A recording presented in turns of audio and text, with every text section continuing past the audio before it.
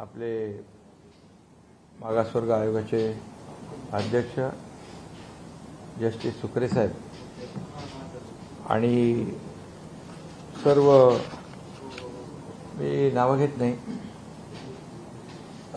आयोगाचे सर्व सदस्य आणि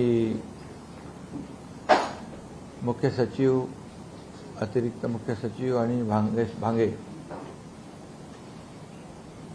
सर्वप्रथम मी सगळ्यांना आपल्याला मनापासून धन्यवाद देतो.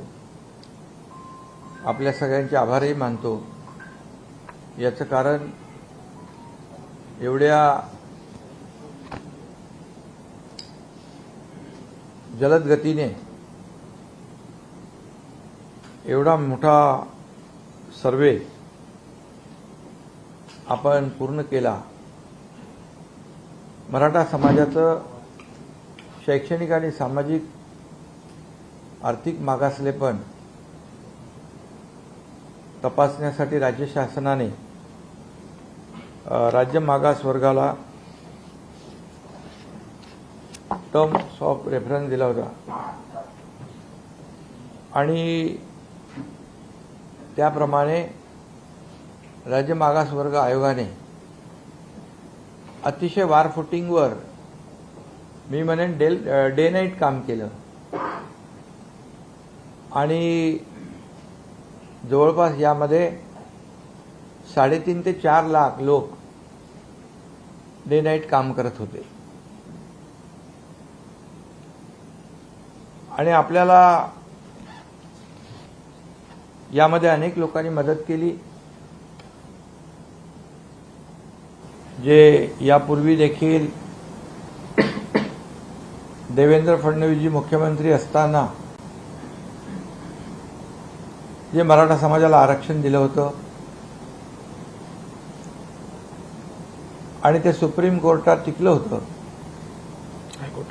हायकोर्टामध्ये आणि दुर्दैवाने सुप्रीम कोर्टामध्ये ते रद्द झालं.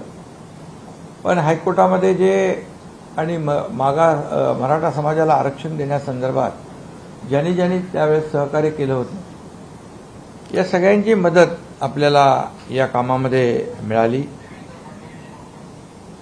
आणि त्यामध्ये मागासवर्ग आयोग, सुकरे साहेबांनी आणि त्यांच्या टीमने ज्या गोष्टींची ज्या यंत्रणांची आवश्यकता होती त्या सर्व यंत्रणा यामध्ये कामी आणल्या, त्यांचं सहकार्य घेतलं आणि आज हा अतिशय महत्त्वाचा असा अहवाल या ठिकाणी शासनाला त्यांनी सुपूर्द केलेला आहे. सदर अहवाल मंत्रिमंडळाच्या बैठकीमध्ये ठेवला जाईल आणि त्यामध्ये सादर करून शासन निर्णय घेईल आणि त्यासाठी विशेष अधिवेशन 20 फेब्रुवारीला आपण जाहीर केलेला आहे. त्या अधिवेशनामध्ये या बाबतीमध्ये चर्चा होईल. या कामामध्ये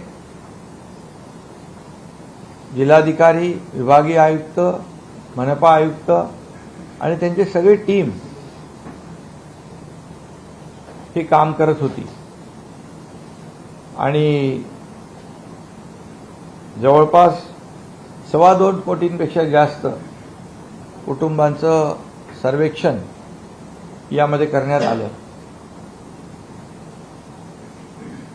त्यामुळे मी पुन्हा एकदा सांगतो की आदरणीय सुकरे साहेब आणि त्यांच्या टीमचं मनापासून मी अभिनंदन करतो. ज्या पद्धतीने काम झालेलं आहे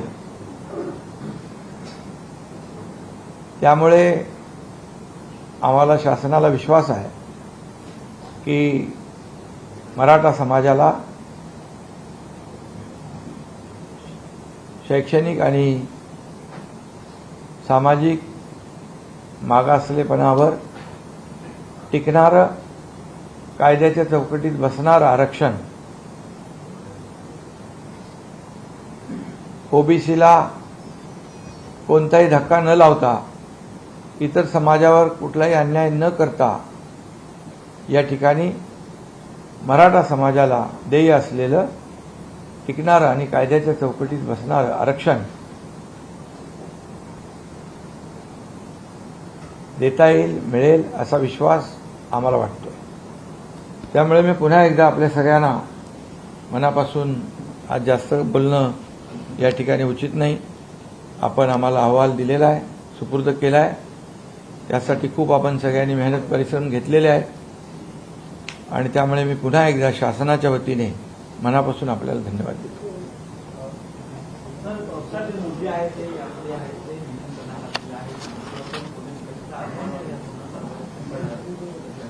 काय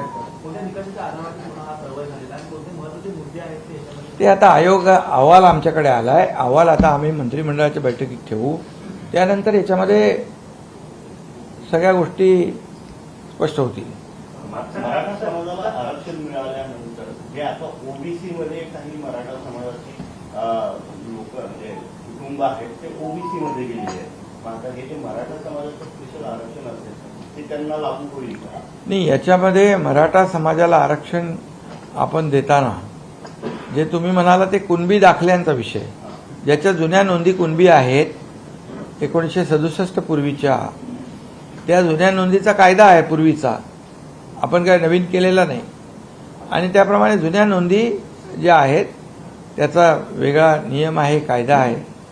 आता हे मराठा आरक्षण जे आहे हे आरक्षण पूर्णपणे ज्यांना कुठल्याही नोंदी नाहीत आणि जे आपण पूर्वी मराठा समाजाला आरक्षण दिलं होतं त्याप्रमाणे हे आरक्षण देण्याचा निर्णय सरकारने घेतलेला आहे. सर, मागच्या काळात सुप्रीम कोर्टाने काही त्रुटी ज्या आहेत त्या दाखवल्या होत्या, त्या त्रुटी आता या अहवालात दूर झालेल्या आहेत. आता ते अहवालामध्येच ते आता आयोगाने काम केलं ना, म्हणून तर मी त्यांना धन्यवाद दिलेत की ते सगळंच त्यांच्या समोर होतं. तर त्याच्यावर मी आज बोलणं उचित नाही. सीएम साहेब पहिले कॅबिनेट समोर मांडतील. पहिला अधिकार कॅबिनेटचा आहे. कॅबिनेट त्याच्यावर सविस्तर चर्चा करेल. मग त्यातले जे मुद्दे आहेत ते सीएम साहेब आपल्या पुढे नंतर देतील सगळे. उपोषणाला बसलेले आहेत, यात मागणीला घेऊन आता उपोषणासाठी तुम्ही काय सूचना द्याल त्यांना? कधीपर्यंत? नाही, खरं म्हणजे मी एवढंच सांगू इच्छितो की आता 20 तारखेला विशेष अधिवेशन आहे. त्याच्या अगोदर कॅबिनेटमध्ये चर्चा होईल. सरकार एकदम सकारात्मकपणे काम करते. सरकारची भूमिका स्पष्ट आहे आणि सरकारची भूमिका पहिल्या दिवसापासून अतिशय स्पष्ट आहे की मराठा समाजाला टिकणारं कायद्याच्या चौकटीत बसणारं आरक्षण मिळालं पाहिजे. ओबीसी समाजाला, इतर समाजाला धक्का न लागता ते मिळालं पाहिजे, ही भूमिका आहे. आणि त्याप्रमाणे ज्या जुन्या कुणबी नोंदी तपासण्याचं काम देखील आंदोलकांच्या मागणीनुसार केलं. जस्टिस शिंदे कमिटी अपॉइंट केली आणि त्याप्रमाणे कुणबी नोंदी देखील सापडल्या. त्यांना प्रमाणपत्रही त्या ठिकाणी देण्याचं काम सुरू केलं होतं. आणि त्यामुळे एक सकारात्मक सरकार असताना आंदोलनाची भूमिका घेणं मला वाटतं उचित नाही. आणि त्यामुळे त्यांनी आंदोलन देखील मागं घेतलं पाहिजे. आज जेव्हा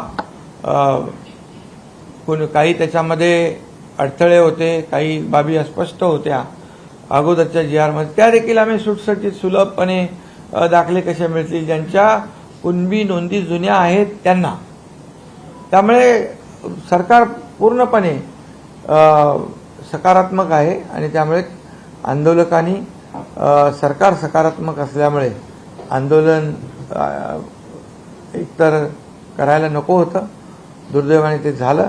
परंतु आता त्यांना आव्हान आहे की सरकार हे सगळ्या गोष्टी करतंय आणि त्यामुळे आंदोलन मागे घ्यावं अशा प्रकारची विनंती आहे.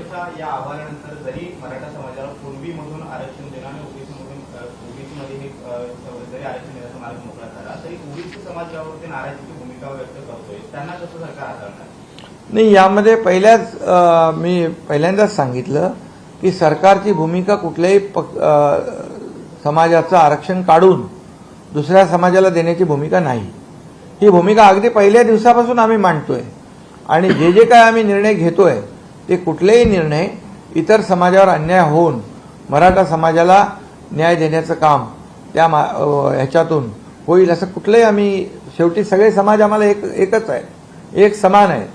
त्यामुळे ही भूमिका सरकारची पहिल्या दिवसापासून स्पष्ट आहे आणि काही ओबीसी नेत्यांनी बघितलं, ते नोटिफिकेशन पाहिलं आणि त्याच्यामध्ये त्यांनी पाहिल्यानंतर त्यांनी भूमिका सकारात्मक स्पष्ट केलेली आहे.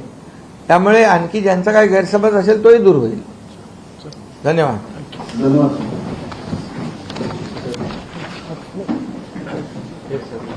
Chief secretary